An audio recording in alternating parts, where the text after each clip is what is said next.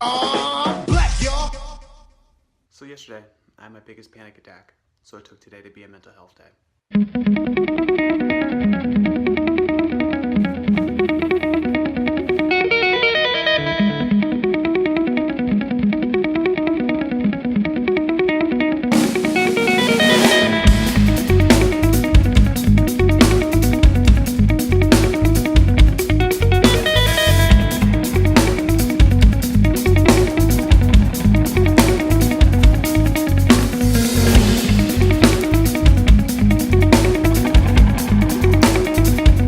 And I try not to take these days lightly. I really only use them when I know that my mind is doing far too much at once. I mean, the fragility of mental consciousness is so incredibly important to maintain. What sucks is that how invisible it could appear. Like if you were to prick your finger, or if you were to roll your ankles, that's something that can clearly be seen.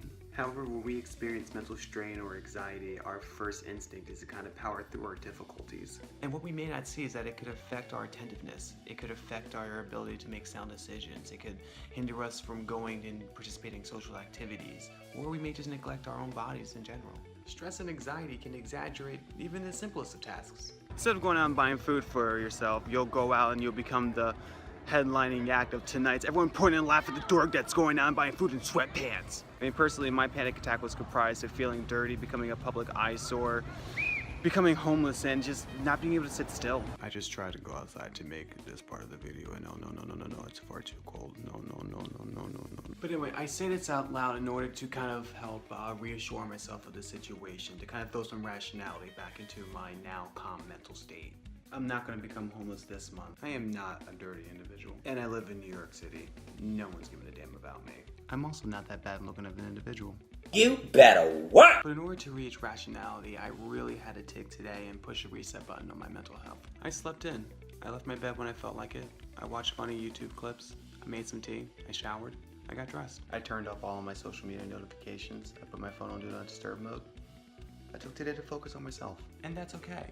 That's exactly why mental health days exist. And I mean, think about it. If you have the flu and you go to a doctor, they're going to prescribe you something that's going to bring you back to your personal optimum health. If your mind isn't allowing you to think clearly, kind of as if you're at like a Philly grindcore basement show, then you should probably take the opportunity to clear your head of the stress, anxieties, and exaggerated thoughts.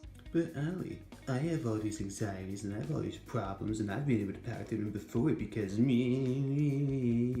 Stop, no, stop, no.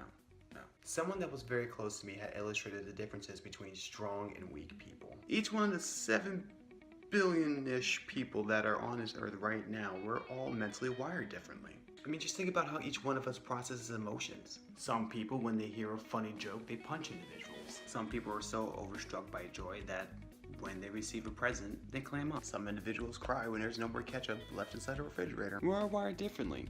It doesn't mean that we're not able of producing productive and meaningful bodies of work. And it's at that point that we just find different methods to help us reach our full potential.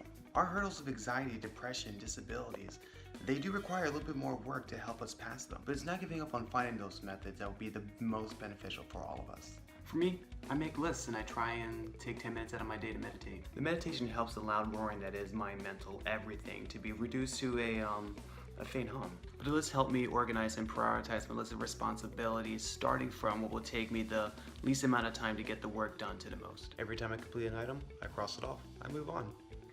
Same thing with my budgeting. And of course, I'm not perfect. There are some days in which I don't meditate. There are some days in which I don't make a list. And there are other days that I break from my budget. But going back to the analogy of the human body, we always don't treat our bodies correctly. I mean, there are some days that we don't mean to get drunk, and there are other days in which we don't mean to eat a full pizza pie in one sitting. But as long as we catch our mistakes and try and work on becoming the best us that we can be, then we're doing pretty all right. And to those individuals who are afraid of falling down or failing, just keep this in mind. Every time you rise back up, the counter starts again at 0. And if you relapse, you have a new goal for yourself. Starting back at 0 just means that you have forward progression ahead of you. Mental illnesses are not a weakness at all. It just means we have to try a little bit harder sometimes. That makes us more prepared for when, not only when our mind wants to go to war with us, but when others want to battle us too. That makes us stronger. So if you need to take the day to regain the ability to be the best, most productive person to ever walk the block, then take it. You're strong, you're loved, and you're all that you got. Take the best care of yourself by any means necessary. Suppy.